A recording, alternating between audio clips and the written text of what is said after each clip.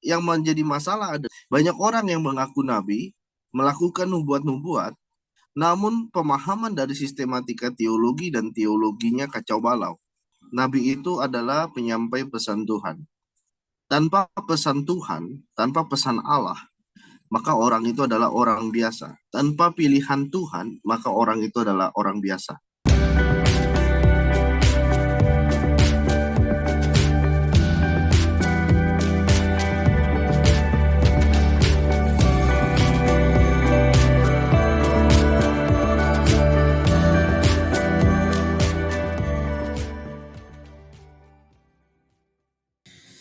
Shalom saudara, berjumpa kembali dalam Bincang Teologi.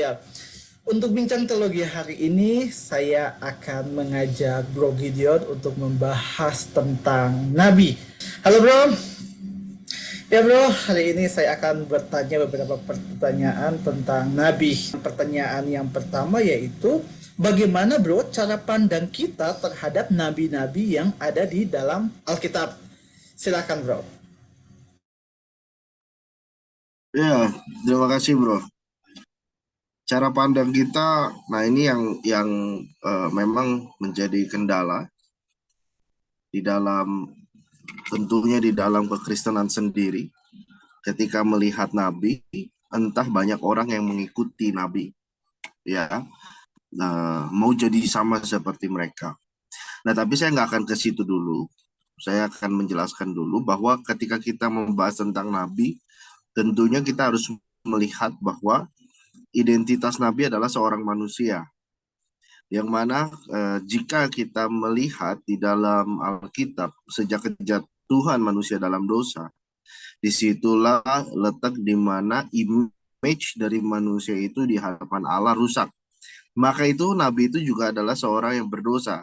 Namun dia dipilih oleh Tuhan. Salah satu contohnya di dalam yang kita bisa melihat di dalam Yeremia 1 ayat 5, bagaimana seorang nabi itu dipilih oleh Tuhan untuk menjadi apa? Untuk menjadi dari terminologi kata itu sendiri, yaitu untuk menjadi penyampai pesan Tuhan. Nah, maka itu kita bisa melihat yang pertama-tama dituliskan di dalam Kejadian 20 ayat 7 bahwa Abraham dikatakan seorang nabi, yang mana dia pergi, ya, dia menerima janji Tuhan dan dia memperkatakan janji Tuhan. Itulah seorang nabi. Nah, tidak lepas dari pada situ, kita juga harus mengingat bahwa nabi atau tokoh-tokoh nabi di dalam Alkitab tentunya adalah manusia biasa yang berdosa. Jadi jangan dihilangkan dua garis itu. Ya, kalau kita melihat nabi seakan-akan nabi itu tokoh yang suci sekali, kudus sekali. Ya tidak, kita harus mengingat natur manusianya. Ya tentunya karena dia manusia. Nah, berdasarkan fungsi yang diberikan oleh Tuhan, yaitu menyampaikan pesan Tuhan. Demikian, bro. Iya bro, pertanyaan yang kedua. Tadi ketika bro menyatakan bahwa nabi itu adalah manusia biasa yang berdosa juga. Nah pertanyaan keduanya bro, bolehkah kita menjadikan nabi-nabi di dalam Alkitab sebagai teladan hidup kita sekarang? Gimana menurut bro? Silakan bro. Ya, terima kasih, bro. Sekali lagi bahwa nabi itu adalah penyampai pesan Tuhan. Tanpa pesan Tuhan, tanpa pesan Allah, maka orang itu adalah orang biasa. Tanpa pilihan Tuhan, maka orang itu adalah orang biasa. Nah, maka itu kita patutnya yang menjadikan dia istimewa, ya, dicatat, yaitu adalah Tuhan memilih dia. Bukan karena kehebatannya, tapi memang karena absolute reign of God. Artinya kedaulatannya Tuhan. Nah, maka tanpa itu semua, dia hanyalah manusia biasa. Tentunya jika bagaimana kita mengikuti nabi-nabi di dalam Alkitab, ya tentunya hal-hal yang baik boleh saja menjadi teladan. Tetapi jangan menjadikan dia sebagai satu sosok idola yang harus diikuti dan menjadi seperti mereka. Karena mereka hanyalah manusia biasa dan mereka juga berdosa, tetapi hal-hal yang disampaikan yaitu firman Tuhan lah yang menjadikan mereka istimewa. Ya, firman Tuhanlah yang menjadikan mereka istimewa, itulah yang diikuti. Karena tanpa firman Tuhan, maka orang itu hanyalah orang biasa. Demikian, bro. Ya bro, tadi di awal bro nyatakan bahwa dan itu memang faktanya bahwa ada begitu banyak orang-orang yang mau sama seperti nabi-nabi di Alkitab sehingga kita temukan dalam kenyataan sekarang bahwa banyak sekali orang mengaku dirinya sebagai nabi gitu ya bro. Yang mau saya tanyakan adalah di zaman sekarang ini yang dimana kita sudah memiliki Alkitab yang lengkap, apakah bisa ada nabi-nabi yang muncul dari gereja? Gimana menurut tanggapan bro? Iya, thank you, bro. Seperti yang bro katakan, Alkitab sudah lengkap, yaitu ditutup dalam chapter terakhir, yakni Revelation atau Wahyu. Ya tentunya kita sudah cukup menerima apa yang Tuhan ingin nyatakan pada kita sampai akhir kesudahannya. Nah maka itu apakah kenabian sekarang tidak ada? Tentu masih ada, tetapi berbeda dengan zaman dulu, yaitu di dalam Efesus 4, ya, Efesus 4 ayat 11 yang menyatakan bahwa dialah yang memberikan. Nah, dalam bahasa asli itu berbicara tentang jawatan, bukan bicara tentang status sebagaimana eh, ada orang yang menjadi sama seperti Elia atau menjadi sama seperti Musa, menjadi sama seperti Abraham. Tidak, ini berbicara jawatan fungsional. Ya, kalau kita lihat dalam bahasa aslinya. Nah, maka itu ketika kita kembali kepada definisi bahwa definisinya adalah seorang nabi itu adalah menyampaikan pesannya Tuhan, firmannya Tuhan. Nah, banyak orang yang menjadi masalah ada banyak orang yang mengaku nabi, melakukan nubuat-nubuat, namun pemahaman dari sistematika teologi dan teologinya kacau balau. Nah, itulah yang menjadi pengukur, ya, itulah yang menjadi pengukur bagi jemaat Tuhan, harusnya menjadi kritis dan menjadi lebih pintar lagi melihat apakah orang ini betul-betul adalah penyampai pesan Tuhan.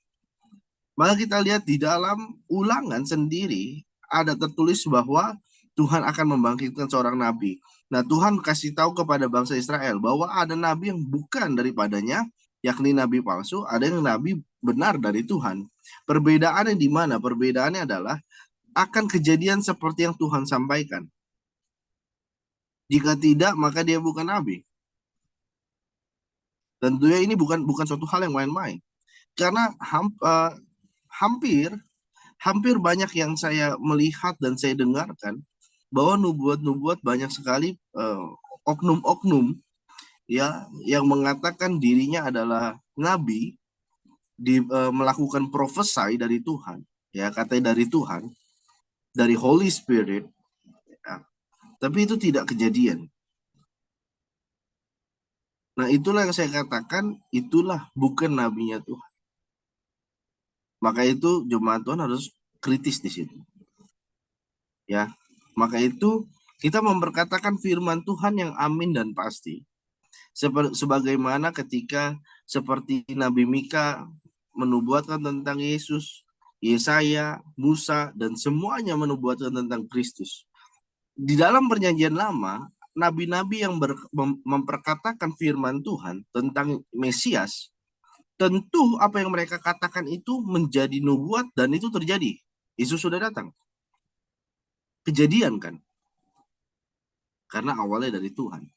Karena Tuhan yang maha tahu. Jadi beda. Ramalan dan nubuatan berbeda. Nubuat dari Tuhan, dari kemahatauan Tuhan. Sedangkan ramalan berdasarkan manusia dan ketidakmahatauan manusia. Tapi dua-duanya bersifat prediktif. Prediksi. Ya. Jadi bisa nggak seorang oknum kekristenan melakukan prediksi? Bisa saja. Dengan mengatasnamakan bahwa ini adalah nubuatan dari Tuhan. Karena saya nabi Tuhan. Saya memegang jabatan nabi atau nabi, ya. Tapi tidak kejadian kok. Ya. Jadi itulah yang yang perlu diperhatikan supaya kita jangan salah mengikut. Karena jelas di dalam Alkitab ada sebuah prinsip bahwa di seluruh zaman, tentunya juga di zaman kegerejaan, banyak pengajar-pengajar palsu, banyak nabi-nabi palsu yang menuntun justru kita dalam kekacauan hidup dan ketidakbertumbuhan di dalam Tuhan Yesus. Nah, maka itu menjadi sangat penting ketika kita berkata bahwa kita adalah pengikut Kristus, tetapi kita salah arahan, maka kita tidak ada integritas dan imanmu menjadi sia-sia. Itu yang ingin saya sampaikan. Demikian, Tuhan Yesus memberkati. Ya, thank you bro sudah menjawab pertanyaan untuk hari ini, dan sebelum kita mengakhiri video ini, ada yang mau kembali bro sampaikan untuk setiap orang yang mendengarkan video ini? Silahkan bro. Ya, yang ingin saya sampaikan adalah tetaplah bersukacita, tetaplah berdoa, ya, menantikan kedatangan Yesus yang kedua kali. Karena dia sudah datang pertama kali dan dia pasti akan menepati datang kedua kali. Dan tentunya hiduplah di dalam kekudusannya Tuhan, di dalam pengudusan Tuhan, mendengarkan kata-kata Roh Kudus yang berdasarkan pada firman Tuhan. Dan supaya kita terus mengalami kemenangan demi kemenangan dalam hidup, progresivitas kemajuan kita dalam pengudusan. Tuhan Yesus memberkati. Ya, thank you bro. Dan untuk setiap Bapak Ibu Saudara yang mendengarkan video ini, jika Bapak Ibu punya pertanyaan, boleh menuliskan pada kolom komentar. Dan jangan lupa untuk selalu mendukung channel ini dengan cara boleh share video. Bagi Bapak Ibu yang belum subscribe, boleh subscribe. Dan kita akan ketemu di video selanjutnya. Tuhan Yesus memberkati.